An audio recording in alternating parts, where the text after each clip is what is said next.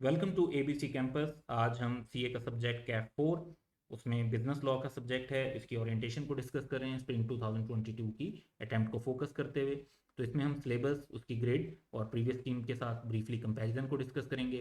Other business laws का area जो शामिल हुआ है उसको खास तौर पे फोकस कर रहे होंगे। हमारी वीडियोस को आप कैसे यूज़ करेंगे और उनको यूज़ करते हुए कैसे पढ़ेंगे उस पर गाइडेंस प्रोवाइड करेंगे। और बुक, नोट्स, क्यूरीज और टेस्टिंग से रिलेटेड जो जर्नल कंसर्न होते हैं उनको रिस्पॉन्ड करेंगे। तो सबसे पहले सिलेबस और ग्रेड की बात करते हैं। तो जो इस पेपर की ग्रेड है उसमें इंट्रोडक्शन टू लीगल सिस्टम है, कॉन्ट्रैक्ट एक्ट है 1872 में एसेंशियल और परफॉर्मेंस के दो अलग अलग एरियाज कर दिए हैं। पार्टनरशिप एक्ट है, निगोशिएबल इंस्ट्रूमेंट एक्ट है और अदर बिजनेस लॉ है।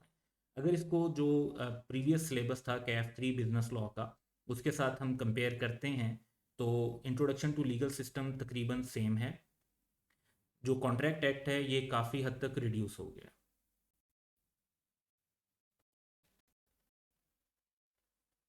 यानी इसका जो सिलेबस है उसमें काफ़ी कम है सेक्शन कंपैरेटिवली। पहले ज़्यादा टॉपिक्स थे, जैसे एजेंट से रिलेटेड अब जो सेक्शन मेंशन है वो बड़े लिमिटेड से हैं। उसके बाद जो पार्टनरशिप एक्ट है ये तकरीबन सेम है, निगोशिएबल इंस्ट्रूमेंट एक्ट भी तकरीबन सेम है। अदर बिजनेस लॉज पर अभी आगे बात करते हैं। जो टेस्टिंग लेवल है वो टेस्टिंग लेवल 1 है। बेसिकली लीगल सिस्टम का टेस्टिंग लेवल 1 है। पार्टनरशिप में टेस्टिंग लेवल 1 भी है, लेकिन इसे आप मेनली टेस्टिंग लेवल 2 टॉपिक कह सकते हैं। निगोशिएबल इंस्ट्रूमेंट एक्ट जो है ये भी टेस्टिंग लेवल 1 है और अदर बिजनेस लॉस भी टेस्टिंग लेवल 1 है। कॉन्ट्रैक्ट एक्ट में ज़्यादातर चीज़ें टेस्टिंग लेवल 2 पर हैं। तो बेसिकली पेपर का पैटर्न जो है वो इस तरीके से जर्नल सिलेबस में ये डिफाइन किया गया है कि टेस्टिंग लेवल 1 अर्लियर स्टेज के जो टॉपिक होंगे, जो कि इसमें तो ऐसा कोई नहीं होंगे, और फर्स्ट टाइम जो चीज़ सिलेबस का हिस्सा बनेगी कभी बाद में, तो वो 8 मार्क्स पर टॉपिक तक आएगी और मैक्सिमम इन सब चीज़ों से मिला के 35 मार्क्स आएंगे। बाकी जो टेस्टिंग लेवल 2 के टॉपिक्स हैं उनसे ज़्यादा पेपर सेट होगा और पर टॉपिक 20 मार्क्स तक का पेपर सेट हो सकता है और टोटल 65 मार्क्स का। तो मेजर चेंज जो प्रीवियस एरियाज में है, तो प्रीवियस एरियाज में अगर हम देखें तो अदर बिजनेस लॉज ऐड हो गए हैं और प्रीवियस एरियाज जो हैं उसमें कॉन्ट्रैक्ट एक्ट के ऊपर फोकस काफ़ी ज़्यादा है अब। दूसरा चेंज ये है कि जिस तरीके से अब सिलेबस के लर्निंग आउटकम्स और सिलेबस में सेक्शंस डिफाइन किए गए हैं, तो ज़्यादा फोकस जो है वो बेयर एक्ट्स और उनसे रिलेटेड कंटेंट पर होगा। और जो जर्नल हमने एग्जांपल्स और जो कह लेंगे मार्केट में दूसरी बुक्स होती हैं जिसमें हेडिंग्स पे हेडिंग्स बनी हुई होती हैं, उससे ज़रा हटकर बातचीत चल रही होगी। प्रिसाइजली अदर बिजनेस लॉस को देखें तो 20 से 25 मार्क्स तक का अदर बिजनेस लॉस का भी सिलेबस है, जो कि काफ़ी इंपॉर्टेंट एरिया बना देता है इसको। तो अदर बिजनेस लॉज में क्या क्या शामिल है वो देखते हैं। अदर बिजनेस लॉज में anti money laundering act, payment system and electronic fund transfer act, overview of prevention of electronic crimes act, competition act और आर्बिट्रेशन एक्ट है। ये 5 आइटम्स हैं, लेकिन ये पांचों आइटम्स अगर आप यहाँ पर सिलेबस को नोट करें तो ये बहुत ज़्यादा एग्जामिन नहीं या कह लें कि सिलेबस इतना बड़ा नहीं है इनका। लाइक एक डेफिनेशन है एंटी मनी लॉन्ड्रिंग में 2 सेक्शन हैं, 3 डेफिनेशन है पेमेंट सिस्टम में 3 सेक्शन हैं, फिर 5 डेफिनेशन हैं और 6-7 लेक्चर हैं, 6-7 सेक्शन हैं prevention of electronic crimes act के, कंपटीशन एक्ट में भी इसी तरीके से और आर्बिट्रेशन में भी।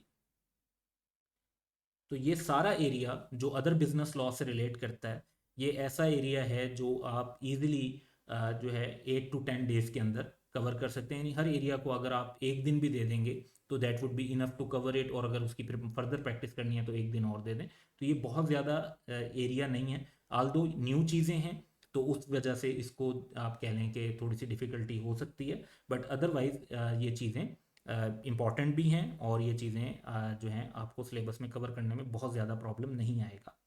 तो सिलेबस को अगर हम कंपेयर करें प्रीवियस सिलेबस के साथ, तो पहले जो 50 मार्क्स में एग्जामिन हो रहा था, तकरीबन अब उतना ही सिलेबस आपका 100 मार्क्स में एग्जामिन हो रहा है।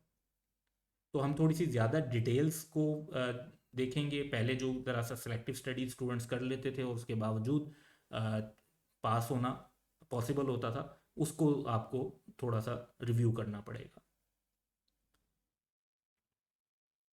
तो टेस्टिंग लेवल 1 के टॉपिक्स हैं ये सारे। इसमें से कोई भी टॉपिक इंडिविजुअली 8 मार्क्स से ज़्यादा का एग्जामिन नहीं होगा। एबीसी कैंपस की वीडियोस को आप कैसे यूज़ करके पढ़ सकते हैं, तो उसमें ये है कि एक हम प्लेलिस्ट शेयर करेंगे कैफ 4 बिजनेस लॉ स्प्रिंग 2022 के नाम से। वो हमारे चैनल पे जो डिफरेंट टैब्स होती हैं जैसे चैनल, वीडियो, प्लेलिस्ट, वहाँ पर आपको मिलेगी। और इस प्लेलिस्ट के अंदर हम वीडियोस डालेंगे और एक वीडियो एक चैप्टर को कवर कर रही होगी स्टडी टेक्स्ट के मुताबिक। तो वो अप्रोप्रिएट इंटरवल्स के साथ शेयर होगी, जैसे कुछ चैप्टर में भी हम 3-4 दिन के बाद शेयर कर दें, कुछ चैप्टर हम हो सकता है कि एक हफ्ते के बाद शेयर करें आपके साथ। फिर हर चैप्टर के अंदर डिफरेंट वीडियोस होंगी और उन वीडियोस का लिंक जो है उस चैप्टर वीडियो के डिस्क्रिप्शन के अंदर गिवन होगा, जहाँ पे आप क्लिक करके डायरेक्टली वीडियोस को देख सकते हैं। हमारी जो वीडियोस हैं वो तमाम पास्ट एग्जाम्स को कवर करेंगी जो अप टू ऑटम 2021 कंडक्ट हो चुके हैं, तो उन सबको इनकॉर्पोरेट किया जाएगा।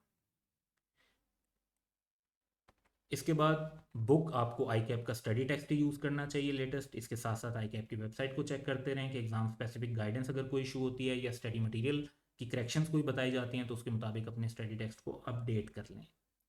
सिमिलरली आपको ABC कैंपस के जो नोट्स हैं उनकी PDF इजीली मिल सकती है। किसी भी वीडियो की डिस्क्रिप्शन में आप जाएंगे तो वहाँ पर लिंक गिवन होगा। अभी ये मौजूद नहीं है लेकिन हम ग्रेजुअली जो है ये सिस्टम अपडेट कर रहे हैं अपना, और आपको फाइल्स मिल जाएंगी। तो आप वहाँ पे लिंक पे क्लिक करेंगे और आप PDF डाउनलोड कर सकते हैं।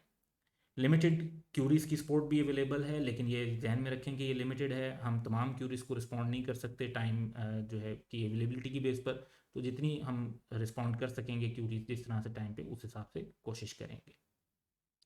टेस्टिंग हाईली रिकमेंडेड है बिजनेस लॉ में। इस तरह का पेपर है कि इसमें आपको लिखने की बहुत ज़्यादा प्रैक्टिस की ज़रूरत होती है।